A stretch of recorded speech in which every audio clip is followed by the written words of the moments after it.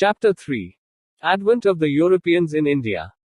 Though we talk of ancient, medieval and modern periods in history, history is a continuity.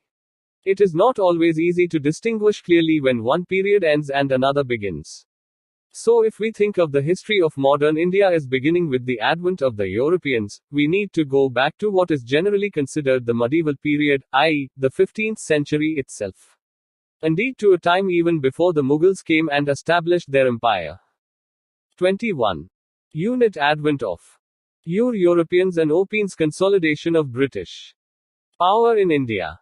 Filled Circle Advent of the Europeans in India. Filled Circle India on the eve of British conquest. Filled Circle Expansion and Consolidation of British power in India. 2. 22. A brief history of modern India. The Portuguese in India. The quest for and discovery of a sea route to India. After the decline of the Roman Empire in the 7th century, the Arabs had established their domination in Egypt and Persia. Direct contact between the Europeans and India declined and, with that, the easy accessibility to the Indian commodities like spices, calicos, silk, and various precious stones that were greatly in demand was affected. In 1453, Constantinople fell to the Ottoman Turks, who were on the ascendant. Merchandise from India went to the European markets through Arab Muslim intermediaries. The Red Sea trade route was a state monopoly from which Islamic rulers earned tremendous revenues. The land routes to India were also controlled by the Arabs. In the circumstances, the Europeans were keen to find a direct sea route to India. 15th century Europe was gripped by the spirit of the Renaissance with its call for exploration. At the same time, Europe made great advances in the art of shipbuilding and navigation.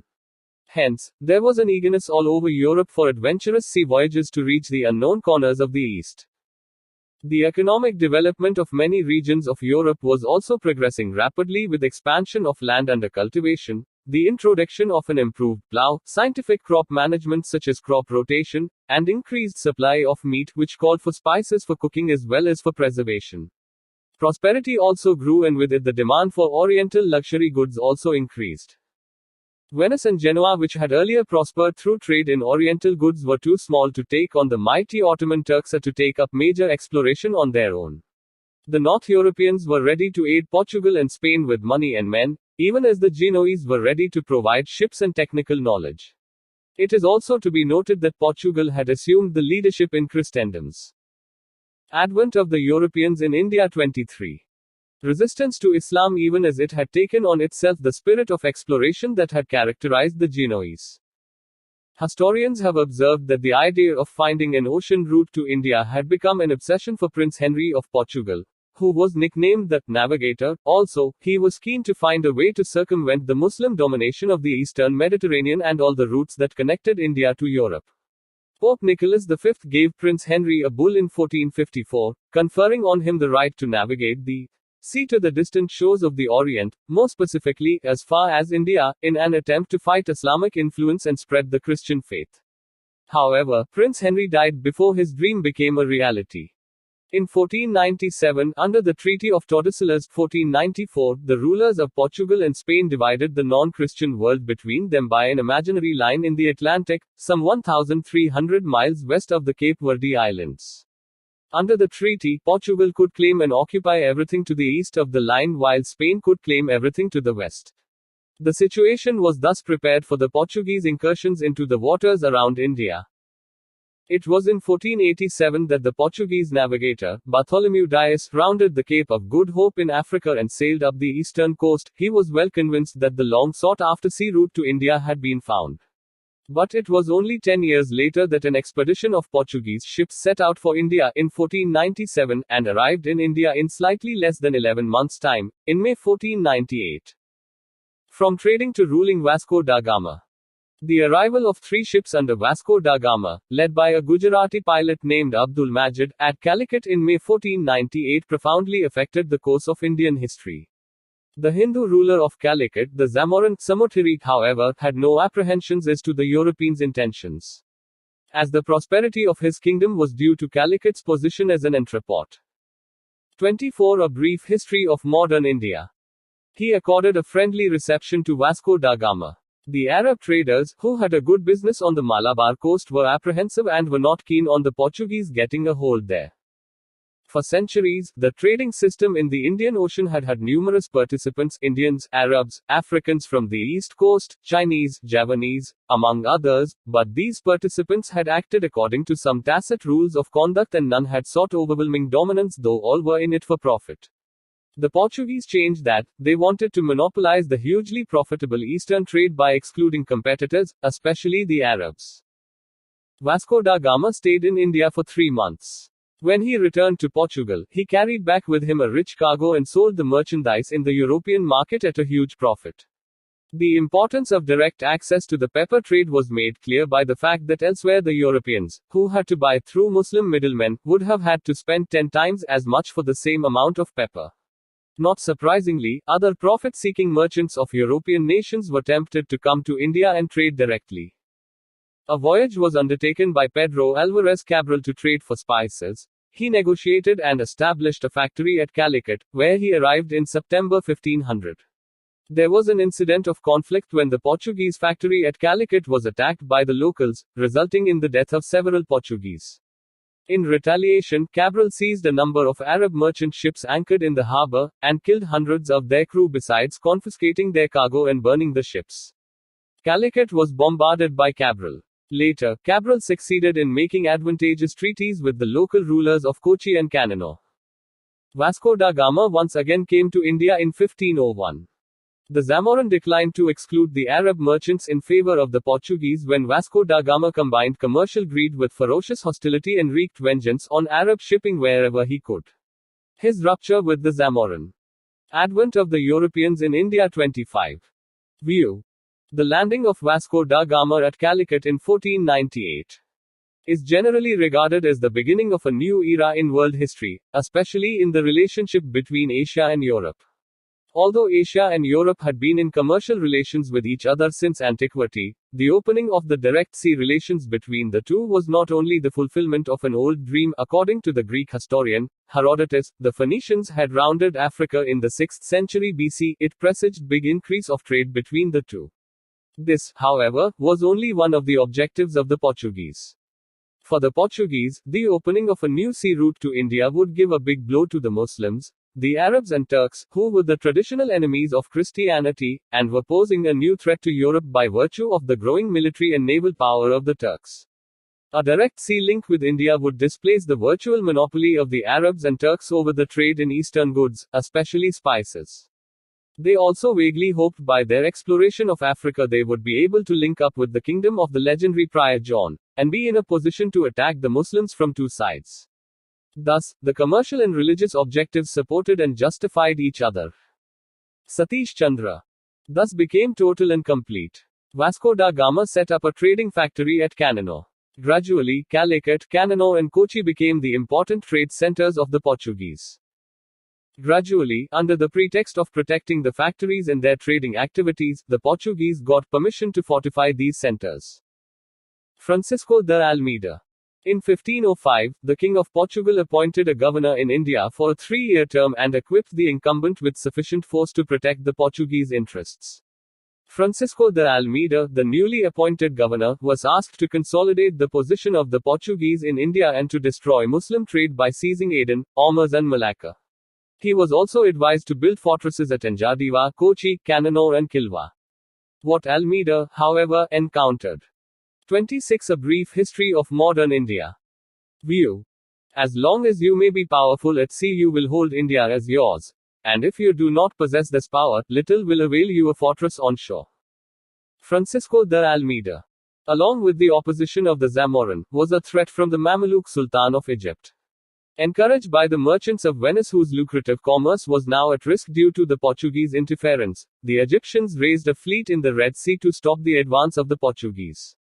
In 1507, the Portuguese squadron was defeated in a naval battle of Diu by the combined Egyptian and Gujarat navies, and Almeida's son was killed. Next year, Almeida avenged his defeat by totally crushing the two navies. Almeida's vision was to make the Portuguese the master of the Indian Ocean. His policy was known as the Blue Water Policy, Cartes system. Alfonso de Albuquerque. Albuquerque, who succeeded Almeida as the Portuguese governor in India, was the real founder of the Portuguese power in the East, a task he completed before his death. He secured for Portugal the strategic control of the Indian Ocean by establishing bases overlooking all the entrances to the sea. There were Portuguese strongholds in East Africa, off the Red Sea, at Ormuz, in Malabar, and at Malacca. The Portuguese, under Albuquerque, bolstered their stranglehold by introducing a permit system for other ships and exercising control over the major shipbuilding centers in the region. The non-availability of timber in the Gulf and Red Sea regions for shipbuilding also helped the Portuguese in their objectives. Albuquerque acquired Goa from the Sultan of Bijapur in 1510 with ease. The principal port of the Sultan of Bijapur became the first bit of Indian territory to be under the Europeans since the time of Alexander the Great. An interesting feature of his rule was the abolition of sati. Advent of the Europeans in India. 27. View. Bitter persecution of Muslims was one serious drawback of Albuquerque's policy. This could have been due to his resolve to further the interests of his countrymen by complete extinction of Muslim commercial interests in the East. During his rule, Albuquerque did his best to strengthen the fortifications of Goa and enhance its commercial importance. In order to secure a permanent Portuguese population in India, he encouraged his men to take Indian wives. The Gazetteer of India, Vol. 2. The Portuguese men who had come on the voyages and stayed back in India were, from Albuquerque's day, encouraged to take local wives. In Goa and the province of the north, they established themselves as village landlords, often building new roads and irrigation works, introducing new crops like tobacco and cashew nut, or better plantation varieties of coconut, besides planting large groves of coconut to meet the need for coir rigging and cordage. In the cities, such as Goa and Kochi, they settled as artisans and master craftsmen, besides being traders. Most of such Portuguese came to look upon their new settlements, rather than Portugal, as home. Nino da Cunha. Nino da Cunha assumed office of the governor of Portuguese interests in India in November 1529 and almost 1 year later shifted the headquarters of the Portuguese government in India from Kochi to Goa. Bahadur Shah of Gujarat, during his conflict with the Mughal Emperor Humayun, secured help from the Portuguese by ceding to them in 1534 the island of Bassein with its dependencies and revenues. He also promised them a base in Diu. However, Bahadur Shah's relations with the Portuguese became sour when Humayun withdrew from Gujarat in 1536. Since the inhabitants of the town started fighting with the Portuguese, Bahadur Shah wanted to raise a wall of partition. Opposing this, the Portuguese started negotiations, in the course of which the ruler of Gujarat was invited to a Portuguese ship and killed in 1537. Da Cunha also attempted to increase Portuguese influence in Bengal by settling many Portuguese nationals there with Hooghly as their headquarters. 28. A brief history of modern India. Favorable conditions for Portuguese. In India, excepting Gujarat, which was ruled by the powerful Mahmud Begarha, 1458-1511, the northern part was much divided among many small powers. In the Deccan, the Bahmani kingdom was breaking up into smaller kingdoms. None of the powers had a navy worth its name, nor did they think of developing their naval strength. In the Far East, the imperial decree of the Chinese emperor limited the navigational reach of the Chinese ships. As regards the Arab merchants and ship owners who until then dominated the Indian Ocean trade, they had nothing to match the organization and unity of the Portuguese. Moreover, the Portuguese had cannons placed on their ships. Portuguese State. The general tendency is to underestimate the Portuguese hold in India. However, the Estado Português da India, state of the Portuguese India, was in fact a larger element in Indian history than it is given credit for. Many of the coastal parts of India had come under Portuguese power within 50 years of Vasco da Gama's arrival. The Portuguese had occupied some 60 miles of coast around Goa. On the west coast from Mumbai to Daman and Diu to the approaches to Gujarat, they controlled a narrow tract with 4 important ports and hundreds of towns and villages. In the south, they had under them a chain of seaport fortresses and trading posts like Mangalore, Kannur, Kochi, and Calicut. And though their power in Malabar was not consolidated, it was enough to ensure influence or control over the local rulers who held the spice-growing land. The Portuguese established further military posts and settlements on the east coast at San Tome, in Chennai, and Nagapattinam, in Andhra. Towards the end of the 16th century, a wealthy settlement had grown at Hooghly in West Bengal. Envoys and ambassadors were exchanged between Goa and many of the major kingdoms in India of the time. Treaties were signed between Goa and the Deccan Sultans in 1570, which were regularly renewed as long as their kingdoms. Advent of the Europeans in India 29. Lasted. The Portuguese always had a role to play in the successive battles for the balance of power between Vijayanagara and the Deccan Sultans, between the Deccanists and the Mughals, and between the Mughals and the Marathas. Interestingly, the Portuguese, the first Europeans to come to India, were also the last to leave this land. It was 1961 before the government of India recaptured Goa, Daman and Diu from them. Portuguese administration in India. The head of the administration was the viceroy, who served for 3 years, with his secretary and, in later years, a council. Next in importance came the Veedor da Fazenda, responsible for revenues and the cargoes and dispatch of fleets. The fortresses, from Africa to China, were under captains, assisted by factors, whose power was increased by the difficulties of communication and was too often used for personal ends. Religious policy of the Portuguese. The Moors were the bitter enemies of the Portuguese in North Africa. So were the Arabs. Arriving in the East, the Portuguese brought with them the same zeal to promote Christianity and the wish to persecute all Muslims. Intolerant towards the Muslims, the Portuguese were initially quite tolerant towards the Hindus. However, over time, after the introduction of the Inquisition in Goa, there was a change and Hindus were also persecuted. But, in spite of this intolerant behavior, the Jesuits made a good impression at the court of Akbar, mainly due to the Mughal emperor's interest in questions of theology. In September 1579, Akbar forwarded a letter to the authorities at Goa requesting them to send 2 learned priests. The church authorities in Goa eagerly accepted the invitation, seeing in it a chance to convert the emperor to Christianity, and with him his court and the people. Jesuit fathers, Rodolfo Acquaviva and Antonio Montserrat, were selected for the purpose. When they reached Fatehpur Sikri on February 28, 1580, they were received with honor. 30. A brief history of modern India. Acquaviva and Montserrat went back in 1583, belying the hopes the Portuguese entertained of Akbar's conversion to the Christian faith.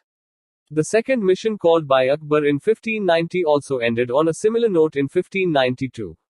The third mission, again invited by Akbar, arrived in 1595 at Lahore, where the court was then residing, and continued as a sort of permanent institution, thereby extending its influence on secular politics. Fathers Jerome Xavier and Emmanuel Pinheiro were the leaders of the mission, and their letters from the court became very widely known for the information they provided on the later part of Akbar's reign. Prince Salim, on ascending the throne as Jahangir, assuaged the Muslims by neglecting the Jesuit fathers. Gradually, however, his temporary estrangement from the Jesuits ended, and in 1606 he renewed his favors to them. The elegant and spacious church at Lahore was allowed to be retained by them along with the collegium or the priest's residence. In 1608, 20 baptisms were carried out in Agra, the priests publicly acting with as much liberty as in Portugal. Jahangir's conduct was such that the Jesuit priests became hopeful of bringing him within the Christian fold. However, these hopes were belied. Moreover, arrogant actions on the part of the Portuguese viceroys created a rift with the Mughal emperor. Portuguese lose favor with the Mughals. In 1608, Captain William Hawkins with his ship Hector reached Surat. He brought with him a letter from James I, King of England, to the Mughal court of Jahangir requesting permission to do business in India. Father Pinheiro and the Portuguese authorities did their best to prevent Hawkins from reaching the Mughal court, but did not succeed. Jahangir accepted the gifts Hawkins brought for him and gave Hawkins a very favorable reception in 1609. As Hawkins knew the Turki language well, he conversed with the emperor in that language without the aid of an interpreter. Pleased with advent of the Europeans in India 31.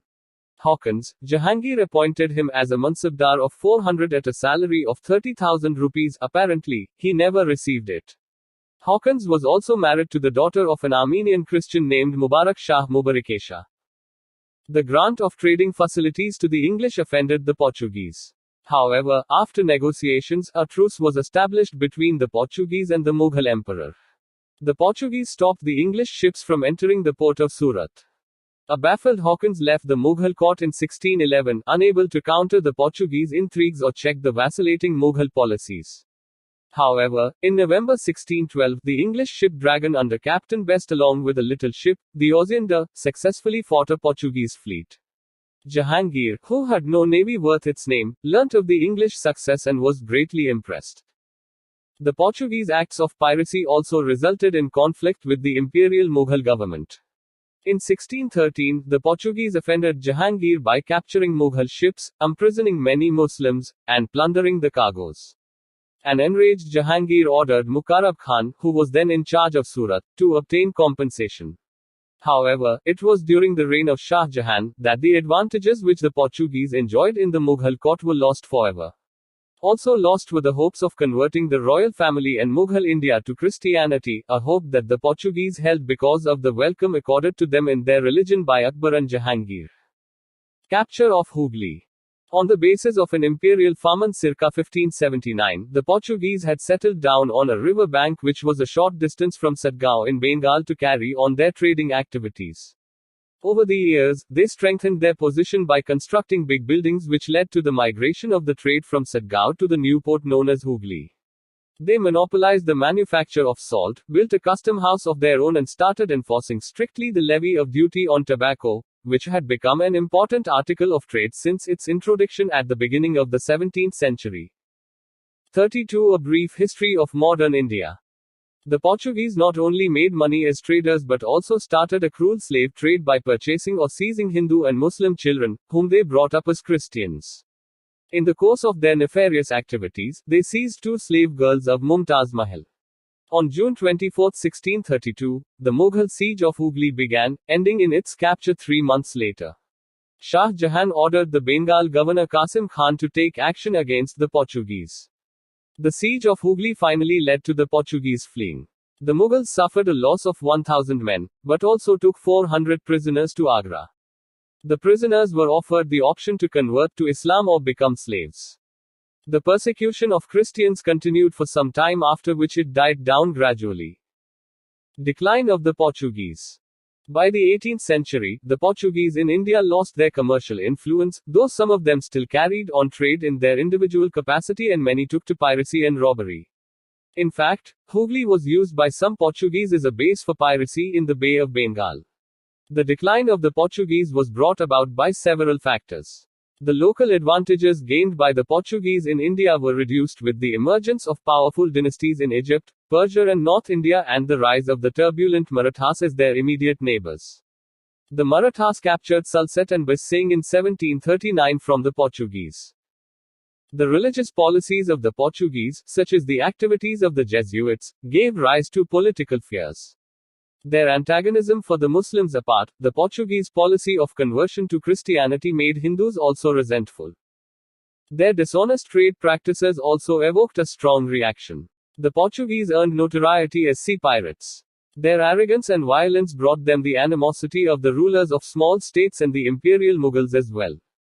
The discovery of Brazil diverted colonizing activities of Portugal to the west. The union of the 2 kingdoms of Spain and Portugal in 1580–81, dragging the smaller kingdom into Spain's wars. Advent of the Europeans in India 33. View. The Portuguese entered India with the sword in one hand and the crucifix in the other. Finding much gold, they laid aside the crucifix to fill their pockets, and not being able to hold them up with one hand, they were grown so heavy, they dropped the sword. 2. Being found in this posture by those who came after, they were easily overcome. Alfonso de Souza, the Portuguese governor in India 1542–45. With England and Holland, badly affected Portuguese monopoly of trade in India. The earlier monopoly of knowledge of the sea route to India held by the Portuguese could not remain a secret forever. Soon enough the Dutch and the English, who were learning the skills of ocean navigation, also learnt of it. As new trading communities from Europe arrived in India, there began a fierce rivalry among them. In this struggle, the Portuguese had to give way to the more powerful and enterprising competitors. The Dutch and the English had greater resources and more compulsions to expand overseas, and they overcame the Portuguese resistance. One by one. Portuguese rise and fall. 1498, arrival of Vasco da Gama at Calicut and his grand reception by the local king, Zamorin. 1503, establishment of the first Portuguese fort at Kochi. 1505, establishment of the second Portuguese fort at Canano. 1509, defeat of the combined fleet of Gujarat, Egypt and Zamorin by the Portuguese governor Francisco Almeida. 1510, Alfonso Albuquerque, the Portuguese governor, captures Goa from Bijapur. 1530, declaration of Goa as the Portuguese capital. 1535, subjugation of Diu. 1559, the Portuguese capture Daman. 1596, ouster of the Portuguese by the Dutch from southeast Asia. 1612, loss of Surat to the English. 1663, the Dutch win all Portuguese forts on the Malabar coast to oust the Portuguese. 34, a brief history of modern India. The Portuguese possessions fell to its opponents. Goa, which remained with the Portuguese, had lost its importance as a port after the fall of the Vijayanagara Empire, and soon it did not matter in whose possession it was. The spice trade came under the control of the Dutch, and Goa was superseded by Brazil as the economic center of the overseas empire of Portugal. In 1683, after two naval assaults, the Marathas invaded Goa. Significance of the Portuguese. Most historians have observed that the coming of the Portuguese not only initiated what might be called the European era, it marked the emergence of naval power. The Cholas, among others, had been a naval power, but it was now for the first time a foreign power had come to India by way of the sea. The Portuguese ships carried cannon, and this was the first step in gaining monopoly over trade with the threat or actual use of force. The Portuguese declared their intention to abide by no rules except their own, and they were intent on getting a decisive advantage over the Indians and over the Indian Ocean trading system. In the Malabar of the 16th century, the Portuguese showed military innovation in their use of body armor, matchlock men, and guns landed from the ships. The Portuguese may have contributed by example to the Mughal use of field guns, and the artillery of the stirrup. However, an important military contribution made by the Portuguese on shore was the system of drilling groups of infantry, on the Spanish model, introduced in the 1630s as a counter to Dutch pressure. The practice was adopted first by the French and English, and later taken up by the Marathas and Sikhs, and such armies of sepoys became new tools of empire in India. The Portuguese were masters of improved techniques at sea. Their multi-decked ships were heavily constructed, designed as they were to ride out Atlantic gales rather than run before the regular monsoons. This permitted them to carry a heavier armament.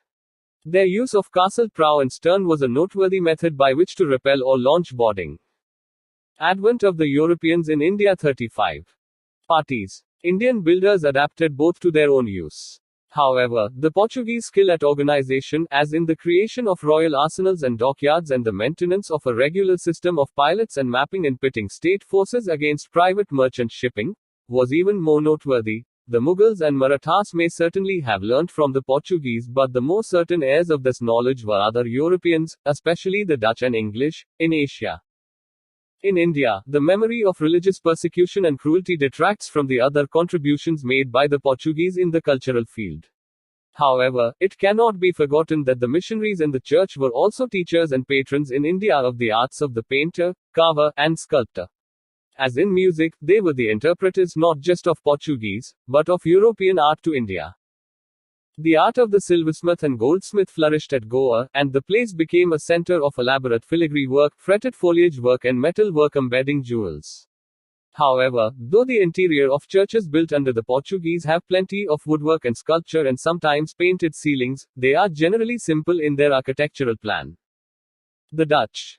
Commercial enterprise led the Dutch to undertake voyages to the east. Cornelis de Houtman was the first Dutchman to reach Sumatra and Bantam in 1596. In 1602, the States General of the Netherlands amalgamated many trading companies into the East India Company of the Netherlands. This company was also empowered to carry on war, to conclude treaties, to take possession of territory, and to erect fortresses. Dutch settlements. After their arrival in India, the Dutch founded their first factory in Masulipatam in Andhra in 1605. They went on to establish trading centers in different parts of India and thus 36. A brief history of modern India. Became a threat to the Portuguese. They captured Nagapattam near Madras, Chennai, from the Portuguese and made it their main stronghold in South India.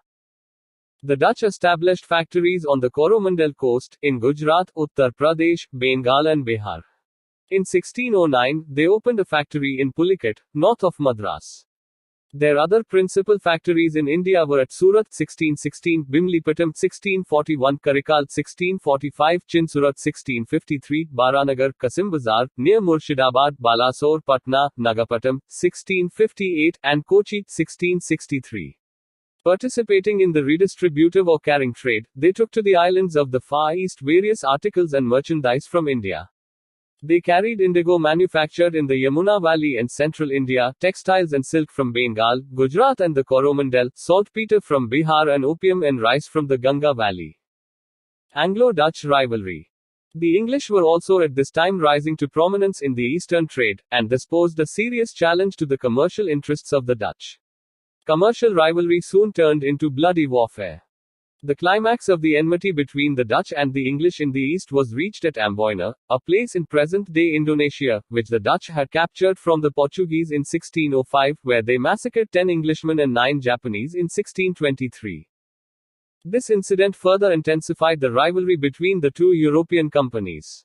After prolonged warfare, both the parties came to a compromise in 1667 by which the British agreed to withdraw all their claims on Indonesia, and the Dutch retired from India to concentrate on their more profitable trade in Indonesia. They monopolized the trade in black pepper and spices. The most important Indian commodities the Dutch traded in were silk, cotton, indigo, rice and opium.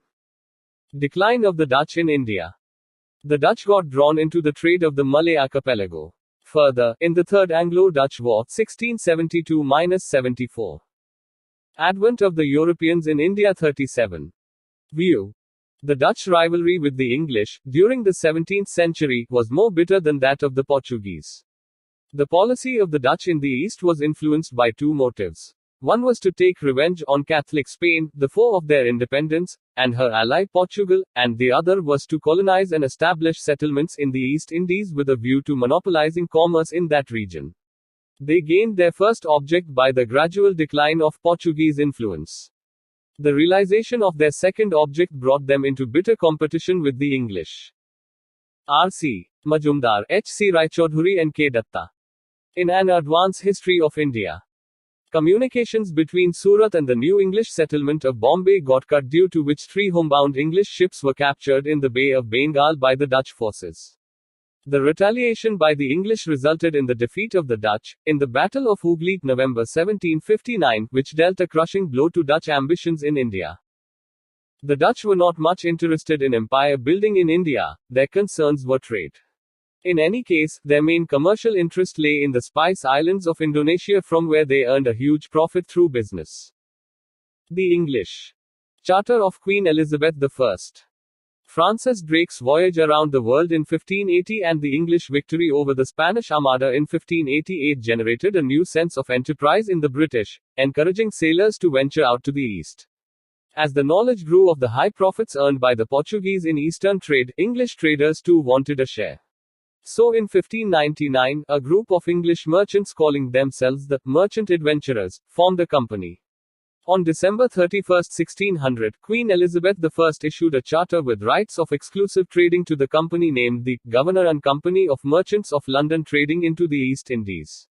Initially, a monopoly of 15 years was granted, which in 38 A Brief History of Modern India. May 1609 was extended indefinitely by a fresh charter.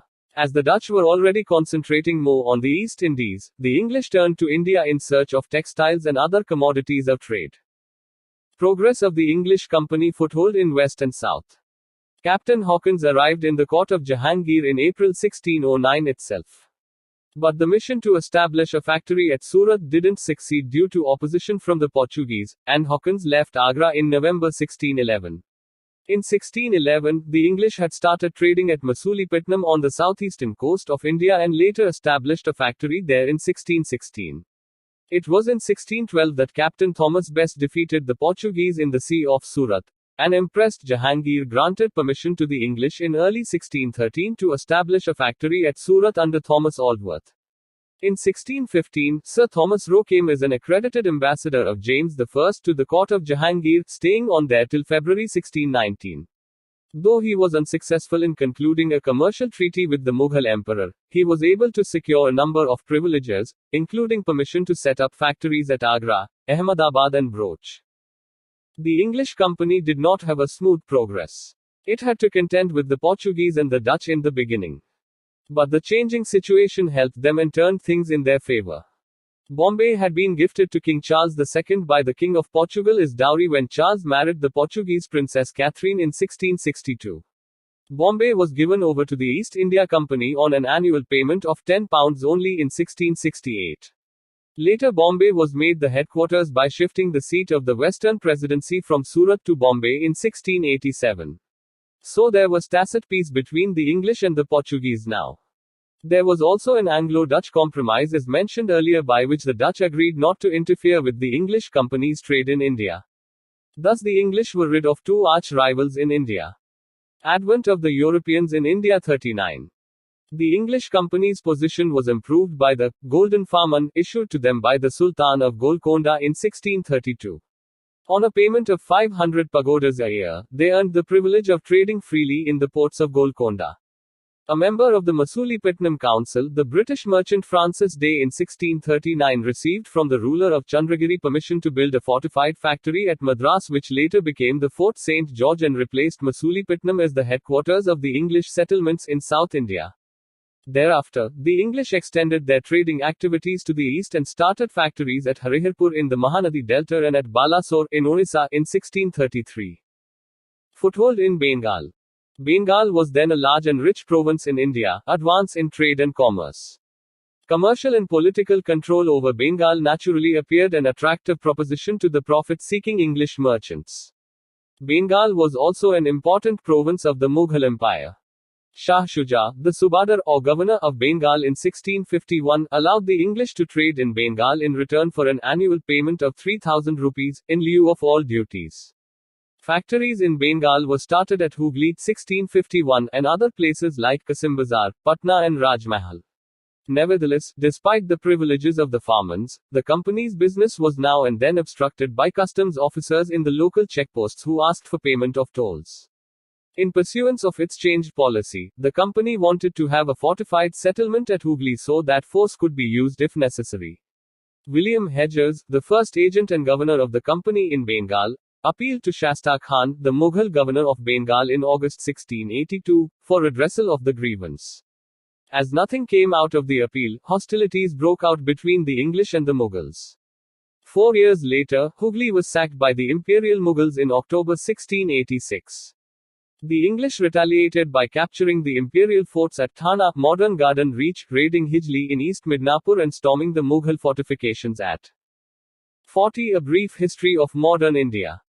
Balasore. However, the English were forced to leave Hooghly and were sent to an unhealthy location at the mouth of the river Ganga. After the Mughal raid on Hooghly, Job Chanak, a company agent, started negotiations with the Mughals so as to return to a place called Sutinuti. Chanak signed a treaty with the Mughals in February 1690, and returned to Sutinuti in August 1690. Thus, an English factory was established on February 10, 1691, the day an imperial farman was issued permitting the English to continue contentedly their trade in Bengal, on payment of 3,000 rupees a year in lieu of all dues. A zamindar in Bardhaman district, Shobha Singh, rebelled, subsequently giving the English the pretext they were looking for, to fortify their settlement at Sutinuti in 1696. In 1698, the English succeeded in getting the permission to buy the zamindari of the three villages of Sutinuti, Gobindapur and Kalikata Kalighat from their owners on payment of 1,200 rupees. The fortified settlement was named Fort William in the year 1700 when it also became the seat of the Eastern Presidency Calcutta with Sir Charles Eyre as its first president. Farrukhsiyar's Farmans. In 1715, an English mission led by John Sirman to the court of the Mughal Emperor Farrukhsiyar secured three famous farmans, giving the company many valuable privileges in Bengal, Gujarat and Hyderabad. The farmans thus obtained were regarded the Magna Carta of the company. Their important terms were: filled circle in Bengal, the company's imports and exports were exempted from additional customs duties excepting the annual payment of 3,000 rupees as settled earlier. Filled circle, the company was permitted to issue dastaks passes for the transportation of such goods. Filled Circle. The company was permitted to rent more lands around Calcutta. Filled Circle in Hyderabad. The company retained its existing. Advent of the Europeans in India. 41. Privilege of freedom from duties in trade and had to pay the prevailing rent only for Madras. Filled Circle in Surat. For an annual payment of 10,000 rupees, the East India Company was exempted from the levy of all duties. Filled Circle. It was decreed that the coins of the company minted at Bombay were to have currency throughout the Mughal Empire. Apparently, the English East India Company managed to earn a number of trading concessions in Bengal from the Mughal authority by means of flattery and diplomacy. But the English had to vanquish the French before they. Formative years of the East India Company. 1600, the East India Company is established. 1609, William Hawkins arrives at Jahangir's court. 1611, Captain Middleton obtains the permission of the Mughal governor of Surat to trade there. 1613, a permanent factory of East India Company is established at Surat. 1615, Sir Thomas Roe, the ambassador of King James I, arrives at Jahangir's court. By 1618, the ambassador succeeds in obtaining 2 farmans, one each from the emperor and Prince Khurram, confirming free trade with exemption from inland tolls. 1616, the company establishes its first factory in the south in Masulipatam. 1632, the company gets the golden farman from the Sultan of Golconda, ensuring safety and prosperity of their trade. 1633, the company establishes its first factory in East India in Hariharpur, Balasore, Orissa. 1639, the company gets the lease of Madras from a local king. 1651, the company is given permission to trade at Hooghly, Bengal. 1662, the British King, Charles II, is given Bombay as dowry for marrying a Portuguese princess, Catherine of Braganza. 1667, Aurangzeb gives the English a farman for trade in Bengal. 1691, the company gets the imperial order to continue their trade in Bengal in lieu of payment of 3,000 rupees a year.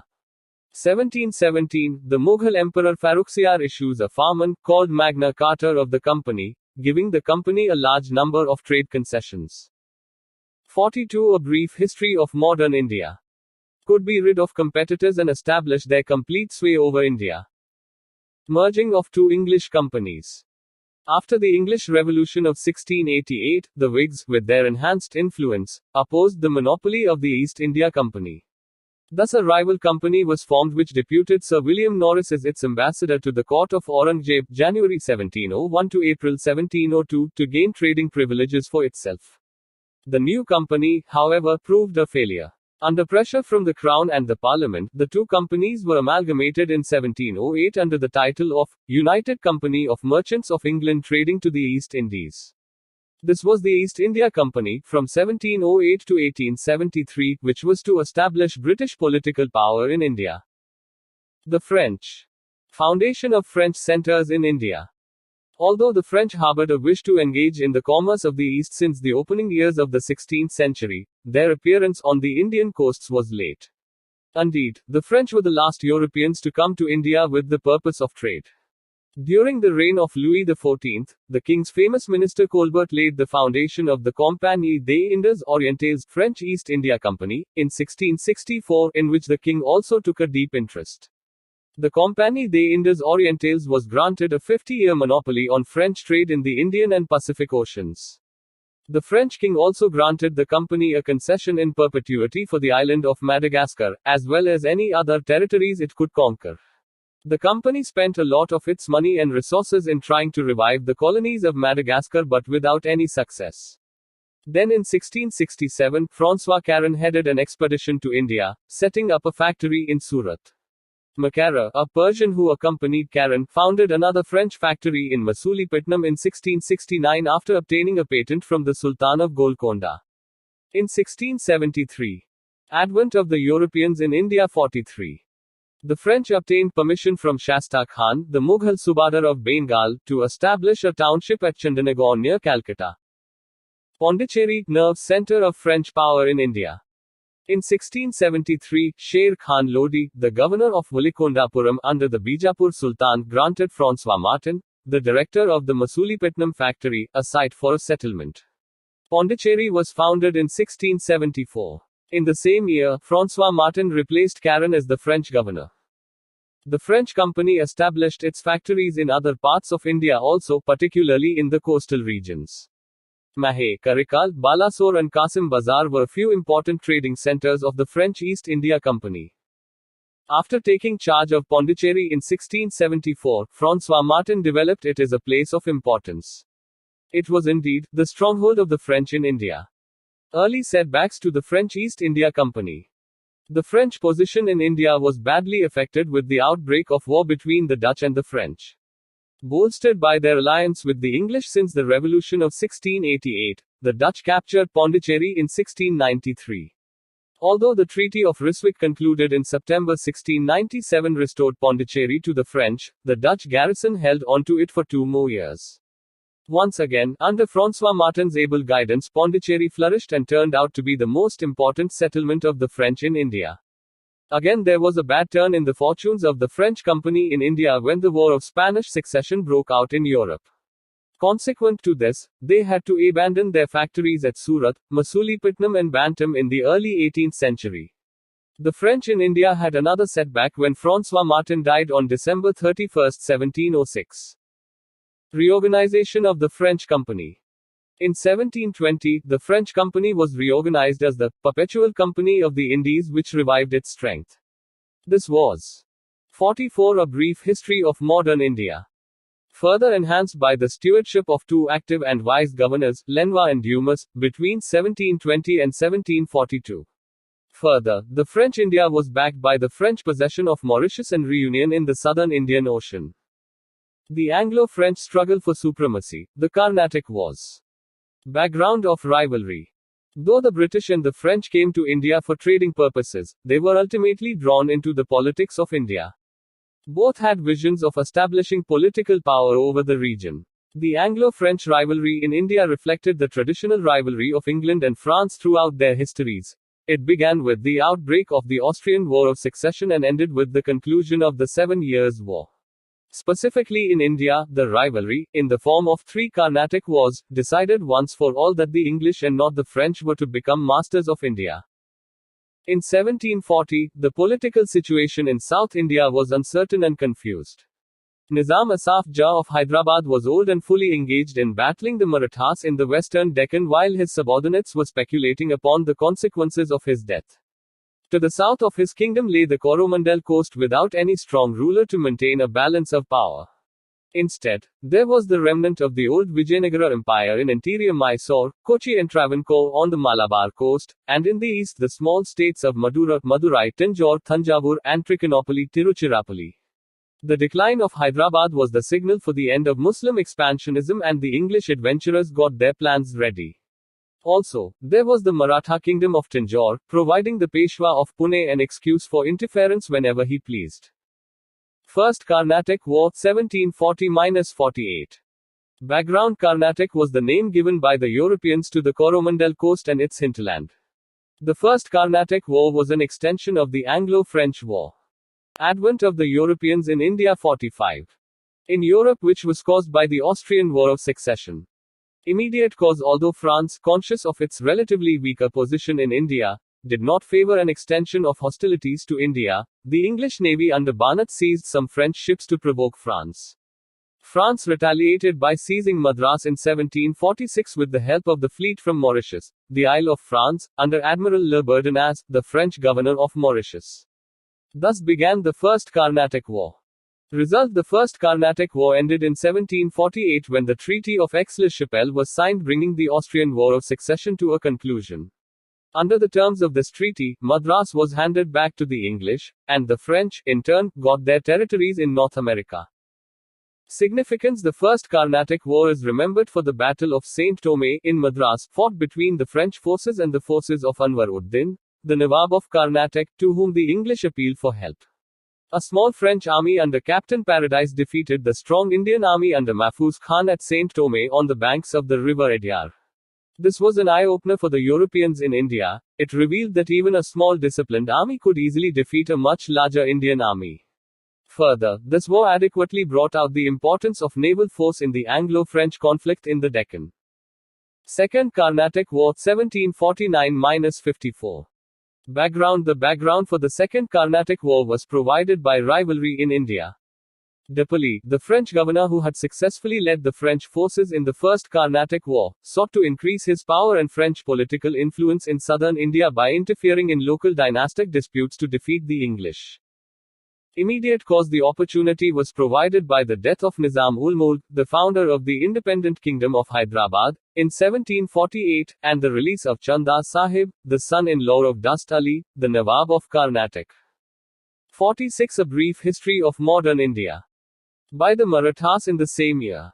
The accession of Nasir Jung, the son of the Nizam, to the throne of Hyderabad was opposed by Muzaffar Jung, the grandson of the Nawab, who laid claim to the throne, saying that the Mughal emperor had appointed him as the governor of the Carnatic. In the Carnatic, the appointment of Anwar-ud-Din Khan as the Nawab was resented by Chanda Sahib. The French supported the claims of Muzaffar Jung and Chanda Sahib in the Deccan and Carnatic, respectively, while the English sided with Nasir Jung and Anwar-ud-Din. Course of the war. The combined armies of Muzaffar Jung, Chanda Sahib and the French defeated and killed Anwar-ud-Din at the Battle of Umbar near Vellore in 1749. Muzaffar Jung became the Subadar of Deccan, and Depoli was appointed governor of all the Mughal territories to the south of the river Krishna. A French army under Bassi was stationed at Hyderabad to secure French interests there. Territories near Pondicherry and also some areas on the Orissa coast, including Masulipatinam, were ceded to the French. Having failed to provide effective assistance to Muhammad Ali at Trichinopoly, Robert Clive, then an agent factor of the English company, put forward the proposal for a diversionary attack on the governor of Madras, Saunders. He suggested a sudden raid on Arcot, the capital of the Carnatic, so as to relieve the pressure on Trichinopoly. He reasoned that in such an event Chanda Sahib would rush to save his capital. Thus, in August 1751, with only a force of 210 men, Robert Clive attacked and captured Arcot. As expected, Chanda Sahib hastened to his capital, taking a force of 4,000 men from Trichinopoly, but failed to get back the fort even after a siege of 53 days, from September 23 to November 14. Now Mysore, Tanjore and the Maratha chief, Morari Rao, came to the aid of Trichinopoly, and of Clive and Stringer Lawrence. Trichinopoly was first relieved of its siege, while General Law of France with Chanda Sahib remained cooped up in the island of Srirangam. They were forced to surrender in June 1752 when Muhammad Ali executed Chanda Sahib, the British failing to interfere. Advent of the Europeans in India 47. Rise and fall of Depoli in India. Joseph Francis Depoli, born in 1697, was the son of a wealthy farmer general of taxes and director general of the Company of the Indies. He got a high post at Pondicherry in 1720, allegedly on the basis of influence of his father. At Pondicherry he made a lot of money by private trade, which was then permitted to servants of the French company. In December 1726, he was suspended owing to drastic change in the constitution of the French company and some confusions arising out of that. In 1730, Depoli won his case, and was appointed as governor of Chandanagar as compensation. In 1741, he was appointed as the Director General of French colonies in India. Later, he was conferred the title of Nawab by the Mughal Emperor and the Subadar of Deccan, Muzaffar Jung. According to historians, Depoli possessed qualities of an administrator, a diplomat, and a leader besides having political insight with a broad vision. Depoli in the role of administrator. In 1741, Depoli became the Governor-General of Pondicherry. He found Pondicherry facing several problems: Maratha invasion, famine, uncultivated land and chaotic conditions in the Carnatic. Apart from these, the directors of the company sought a drastic cut in expenditure of the French East India Company, owing to the priority given to the French colonies in North America. So, Depoli reduced public expenditure despite opposition from his council, and balanced income and expenditure, coupled with a cut on salaries of officers. However, he decided to disobey the directors on the matter of fortification of settlements. He enhanced the defenses of Pondicherry, even spending a large sum from his personal wealth. He made Pondicherry the emporium of commerce in South India by taking practical steps to develop the trade of the colony. Later, the directors of the company praised Depoli for taking the right decisions, even in contradiction of the directors. Depoli is a master of diplomacy. The analysis of the first two Carnatic Wars proves the diplomacy of Depoli as a leader who visualized the path of the European conquest of India. Depoli used the Nawab of Carnatic to forbid the English from waging war in his territories so that the French settlements at Pondicherry could be protected till the French forces acquired enough strength. In return, the Nawab was promised Madras after the English got defeated. But Depoli, using his diplomacy, didn't. 48 A brief history of modern India. Give Madras to the Nawab and even defeated him at Saint Thome, 1746. Depoli convinced Admiral Le Bourdonnais to break promises made to the English, citing examples from history that promises made under certain circumstances were never binding. Further, he said that since the position of the Governor-General was superior to that of the Commander of Navy, the compact entered into between the latter and the English was ultra vires. Thus, he was able to convince his subordinate to do what was considered unethical in general terms, but best suited for one's nation.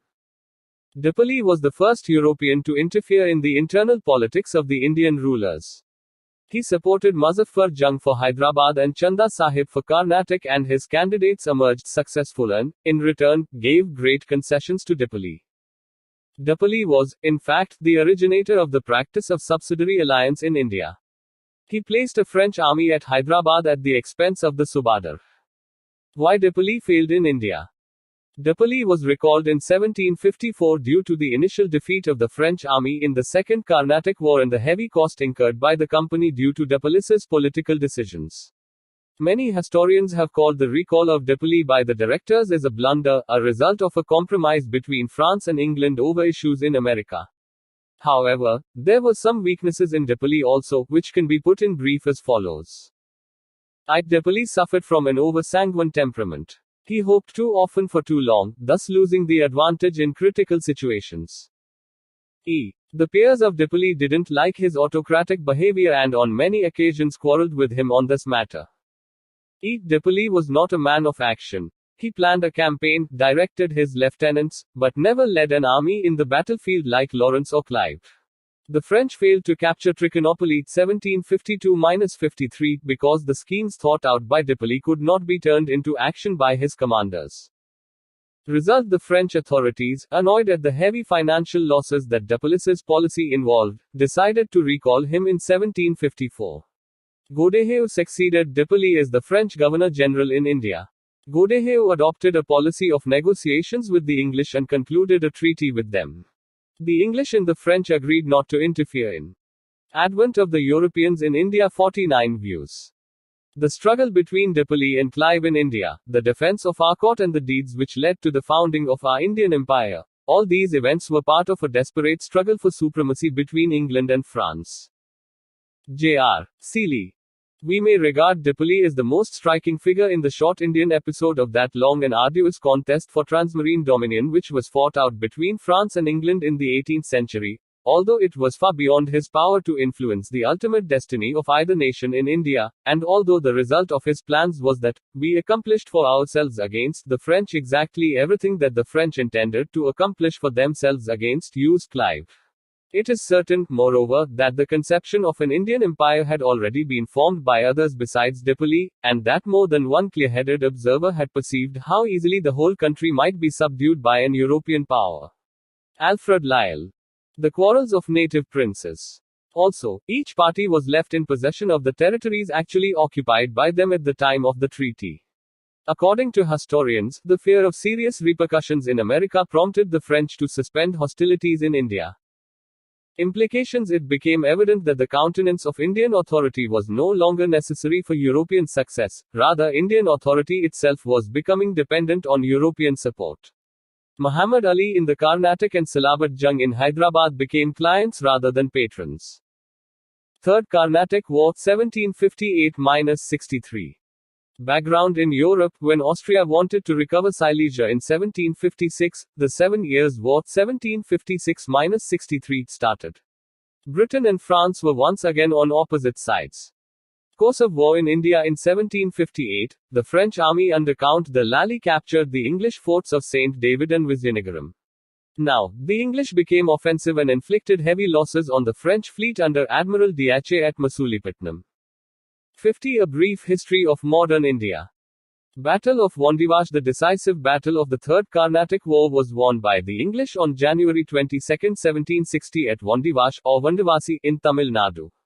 General Eyrecourt of the English totally routed the French army under Count Thomas Arthur de Lally and took Bussy as prisoner. Pondicherry was gallantly defended by Lally for 8 months before he surrendered on January 16, 1761. With the loss of Gingy and Mahé, the French power in India was reduced to its lowest. Lally, after being taken as prisoner of war at London, returned to France where he was imprisoned and executed in 1766. Result and significance. The Third Carnatic War proved decisive. Although the Treaty of Peace of Paris 1763 restored to the French their factories in India, the French political influence disappeared after the war. Thereafter, the French, like their Portuguese and Dutch counterparts in India, confined themselves to their small enclaves and to commerce. The English became the supreme European power in the Indian subcontinent, since the Dutch had already been defeated in the Battle of Bidara in 1759. The Battle of Plassey, in 1757, is usually regarded by historians as the decisive event that brought about ultimate British rule over India. However, one cannot quite ignore the view that the true turning point for control of the subcontinent was the victory of British forces over the French forces at Wandiwash in 1760. The victory at Wandiwash left the English East India Company with no European rival in India. View. While the English received supplies of food and money from Bengal, recruits of men from Europe, and grain from their northern settlements, the French could receive nothing but what came to them laboriously by land. The first were constantly strengthened, the second was constantly weakened. And this enabled Court to establish his military superiority over Lally in the field and to hame him within the walls of Pondicherry. H. Dodwell. The Cambridge History of India, Volume 5. Advent of the Europeans in India 51. Thus they were ready to take over the rule of the entire country. Significantly, in the Battle of Wandiwash, natives served in both the armies as sepoys. It makes one think, irrespective of which side won, there was an inevitability about the fall of India to European invaders. There was a lack of sensitivity to geopolitics of the day as well as a lack of foresight on the part of native rulers. Causes for the English success and the French failure. The English company was a private enterprise, thus created a sense of enthusiasm and self-confidence among the people. With less governmental control over it, this company could take instant decisions when needed without waiting for the approval of the government. The French company, on the other hand, was a state concern. It was controlled and regulated by the French government and was hemmed in by government policies and delays in decision-making. The English Navy was superior to the French Navy. It helped to cut off the vital sea link between the French possessions in India and France. The English held 3 important places, namely, Calcutta, Bombay and Madras, whereas the French had only Pondicherry. The French subordinated their commercial interest to territorial ambition, which made the French company short of funds. In spite of their imperialistic motives, the British never neglected their commercial interests. So they always had the funds and the consequent sound financial condition to help them significantly in the wars against their rivals. A major factor in the success of the English in India was the superiority of the commanders in the British camp. In comparison to the long list of leaders on the English side, Sir Eyrecourt, Major Stringer Lawrence, Robert Clive and many others, there was only Depoli on the French side. 52. A brief history of modern India. About the goods in trade initially. There are accounts by various European travelers and traders about the activities in port towns such as Surat which give details of the intricate steps that went into the creation of fabrics collectively called Indian. Great demand was there for cotton longcloth, usually 35 to 50 meters in length, Salempo's staple cotton cloth, and Mori's superior quality cotton cloth. Other much desired fabrics were the painted clothes and prints, the silks and dyes. These textiles were not just in demand in Europe but also in other parts of Asia. Indians had traded in textiles for centuries before the Europeans arrived. In China, Japan and the Indonesian archipelago, Indian cotton was popular for its lightweight, yet strong qualities.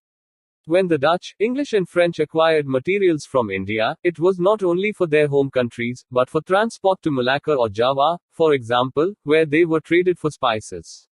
By the 18th century, the French had colored patterned handkerchiefs specially woven for particular island markets which proved a successful entrepreneurial effort.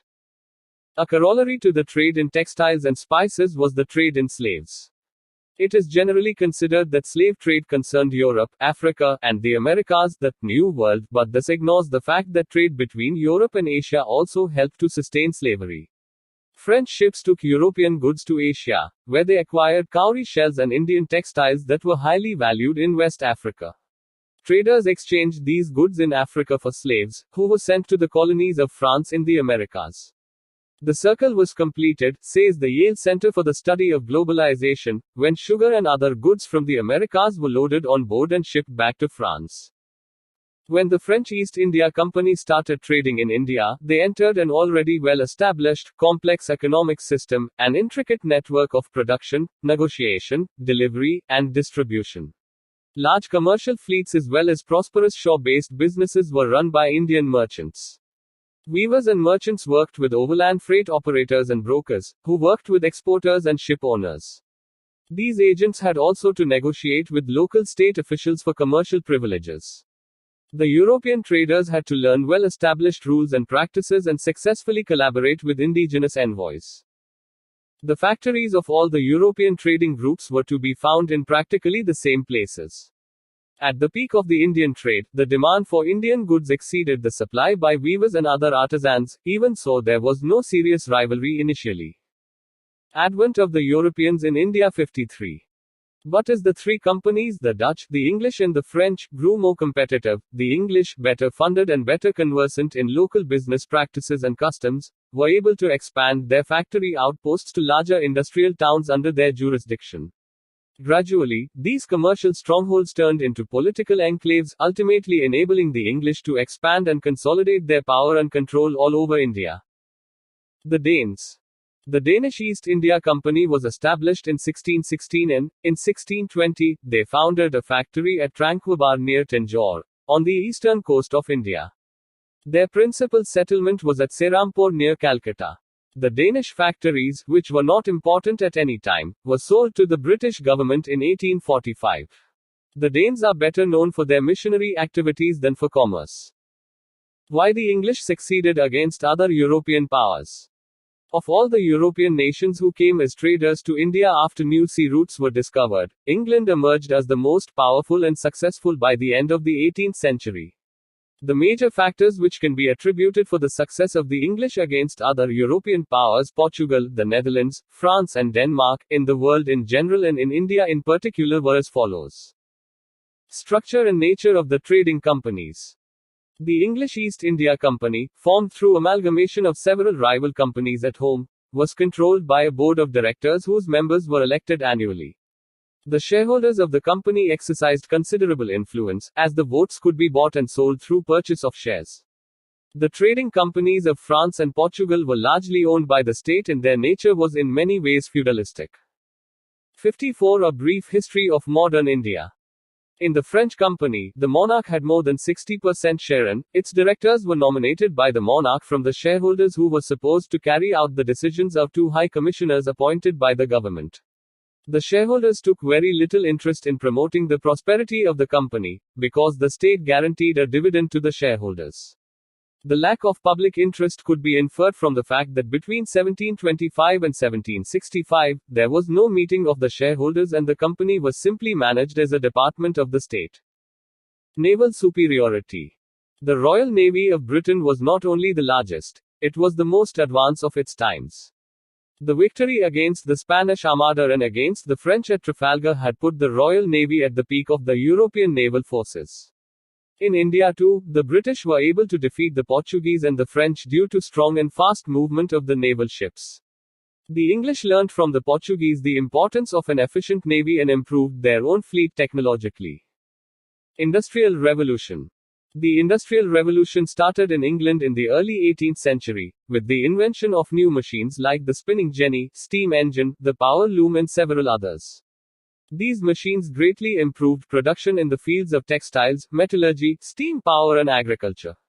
The Industrial Revolution reached other European nations late and this helped England to maintain its hegemony. Military skill and discipline. The British soldiers were a disciplined lot and well trained. The British commanders were strategists who tried new tactics in warfare. Technological developments equipped the military well. All this combined to enable smaller groups of English fighters defeat larger armies. Stable government. With the exception of the Glorious Revolution of 1688, Britain witnessed stable government with efficient monarchs. Advent of the Europeans in India 55. Other European nations like France witnessed violent revolution in 1789 and afterwards the Napoleonic Wars. Napoleon's defeat in 1815 significantly weakened France's position, and from then on it was forced to side with Britain. The Italians got united as a nation as late in 1861. The Dutch and Spain were also involved in the 80 Years' War in the 17th century, which weakened Portuguese imperialism. The Dutch East India Company, affected by bankruptcy in 1800 coupled with the revolution in 1830, was forced to sell its possessions to Britain and quit Asia. Lesser zeal for religion. Britain was less zealous about religion and less interested in spreading Christianity, as compared to Spain, Portugal or the Dutch. Thus, its rule was far more acceptable to the subjects than that of other colonial powers. Use of debt market. One of the major and innovative reasons why Britain succeeded between the mid-18th century and the mid-19th century, while other European nations fell, was that it used the debt markets to fund its wars. The world's first central bank, the Bank of England, was established to sell government debt to the money markets on the promise of a decent return on Britain's defeating rival countries like France and Spain. Britain was thus enabled to spend much more on its military than its rivals. Britain's rival France could not match the expenditure of the English. Between 1694 and 1812, first under the monarchs, then under the revolutionary governments, and finally under Napoleon Bonaparte, France simply went bankrupt with its outdated ways of raising money. Summary. Why a sea route to India? Spirit of Renaissance in the 15th century Europe. European economy growing rapidly, leading to prosperity and demand for luxury goods, increase in the supply of meat requiring spices for preservation. 56. A brief history of modern India. Capture of Constantinople in 1453, and Syria and Egypt later by the Ottoman Turks, calling for a new route to reach India without dealing with Arabs and Turks. Weak Venice and Genoa too small to stand up to the Turks. Weak Spain and Portugal aided with money and men by the North Europeans and by ships and technical knowledge by the Genoese. The Portuguese, the pioneers, followed by the Dutch, English, Danes and the French respectively to reach India. The Portuguese. Vasco da Gama discovered sea route to India in 1498. Vasco's second visit in 1502 led to the establishment of trading stations at Calicut, Kochi and Canino. Francisco de Almeida 1505-09, first governor, initiated the Blue Water Policy Cartes system. Alfonso de Albuquerque 1509-1515, considered to be the founder of the Portuguese power in India, captured Gaur from Bijapur, persecuted Muslims, captured Bhatkal from Sri Krishna Deva Rai 1510 of Vijayanagara, and initiated the policy of marrying with the natives of India and banned the practice of sati in his area of influence. Nino da Cunha 1529-38 shifted the capital from Kochi to Goa in 1530. In his rule, Diu and Bissing came under the Portuguese occupation from Gujarat King Bahadur Shah. Bahadur Shah got killed in 1537 at Diu while negotiating with the Portuguese. Factors for decline of the Portuguese in India. Emergence of powerful dynasties in Egypt, Persia and North India, and the appearance of the Marathas as neighbors. Political fears aroused by the activities of Jesuit missionaries, and hatred of persecution, such as Inquisition, that caused reaction against Portuguese spiritual pressure. Rise of the English and Dutch commercial ambitions challenging the Portuguese supremacy. Rampant corruption, greed and selfishness along with piracy and clandestine trade practices of the Portuguese administration in India. Diversion of Portuguese colonizing ambitions towards the west due to the discovery of Brazil. The Dutch. The United East India Company of the Netherlands, Verenigde Oost-Indische Compagnie, formed in March. Advent of the Europeans in India 57. 1602 by the Charter of Dutch Parliament, had the powers to wage wars, make treaty and build forts.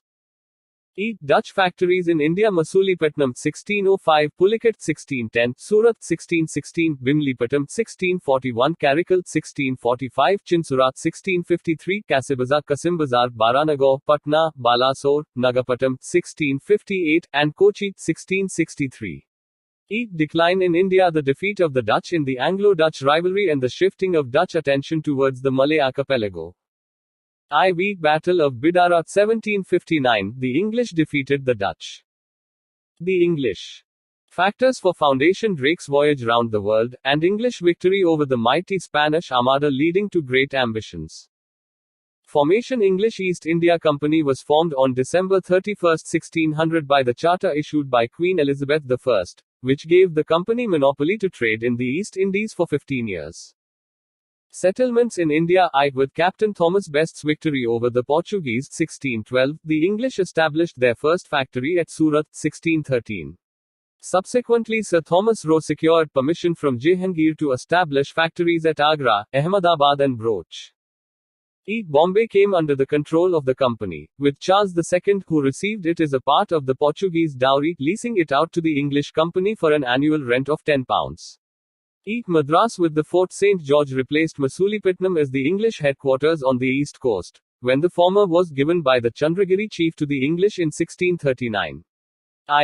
The city of Calcutta grew from the development of three villages Sutanuti, Gobindapur and Kalikata secured from the Mughal governor of Bengal.